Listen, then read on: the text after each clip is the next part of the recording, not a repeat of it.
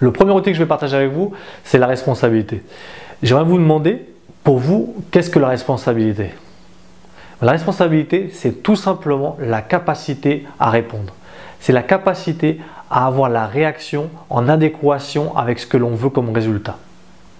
Donc, est-ce qu'à l'école, on vous a appris, ou à l'université, ou même au travail, on vous a appris, certains travails, oui, ça c'est sûr, puisque avec l'expérience, on arrive à développer, je dirais, cette capacité à répondre via un contexte ou via une situation. Mais est-ce qu'on vous a aidé à développer réellement ça?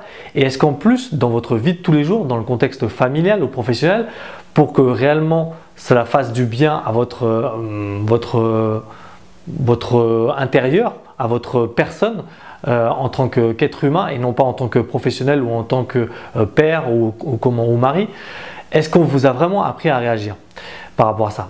Je pense que non. Enfin, moi personnellement, on ne me l'avait pas appris. Je l'ai appris au fur et à mesure de faire des formations, des séminaires. Et là, vraiment, j'ai découvert quelle responsabilité je pouvais avoir dans la vie de tous les jours et dans mon quotidien. Moi personnellement, ça m'est arrivé dans une situation professionnelle où j'étais un petit peu, je m'ennuyais un peu, vraiment je ressentais une sorte de manque, de vide dans tous les jours et toujours j'avais pour habitude tout simplement de mettre la responsabilité sur les autres, dire que c'était la faute de mon chef si j'avais pas le salaire que je voulais, dire que c'était la responsabilité de ma femme si j'étais pas dans la situation ou dans le pays que je désirais. Donc vraiment ici, ce que je partage avec vous, c'est que j'ai vraiment changé de chip, j'ai vraiment pris en main, repris le pouvoir sur ma vie, changé les résultats que j'ai obtenus en prenant la responsabilité que moi, j'avais dans les situations ou dans les conflits que j'avais, que ce soit interne ou externe. Donc j'ai pris la responsabilité que c'est moi qui avais désiré d'avoir ce travail, c'est moi qui avais désiré finalement d'aller dans tel ou tel pays. Donc vraiment ici, ce que l'on essaie de développer et ce que je veux que vous preniez conscience, c'est que dans toute action, dans tout contexte, dans toute situation, on a une part de responsabilité. Et ça, c'est vraiment la base de tout. Si vous comprenez ça, à chaque situation, chaque contexte, qu'est-ce que vous allez faire dorénavant? Vous allez dire comment je peux modifier ou quelle part de responsabilité, qu'est-ce que j'ai mal fait ou qu'est-ce que j'ai trop bien fait peut-être, parce que des fois ça arrive aussi, on mâche le travail pour certaines personnes et du coup ils se sentent frustrés parce qu'ils ont l'impression qu'on essaie de dominer cette personne-là alors que pas du tout, c'est juste que nous c'est nos manières de fonctionner.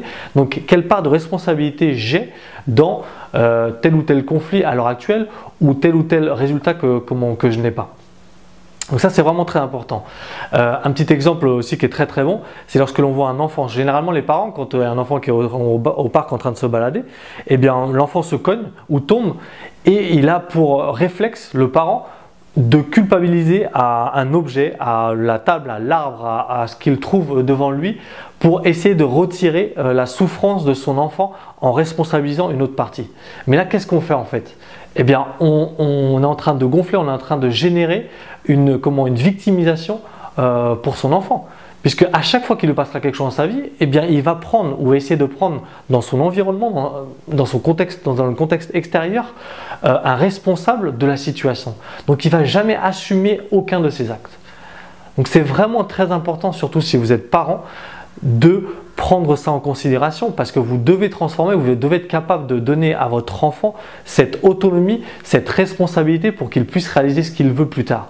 Alors certes, je ne dis pas qu'il faut encore une fois être parfait, on va avoir certains mauvais réflexes certaines fois, mais il s'agit encore une fois ici de travailler cette connexion, on va dire, neurologique, car comme je ne sais pas si vous le savez, mais il faut entre 4 et 8 semaines pour qu'une connexion neurologique se fasse, pour qu'un changement de schéma intellectuel, un changement de pensée se réalise au niveau de notre cerveau.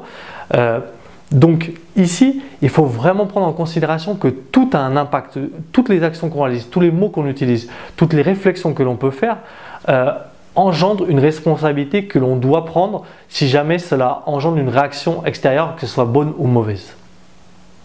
Donc voilà, j'espère que ça vous a plu et tout de suite on passe au deuxième outil.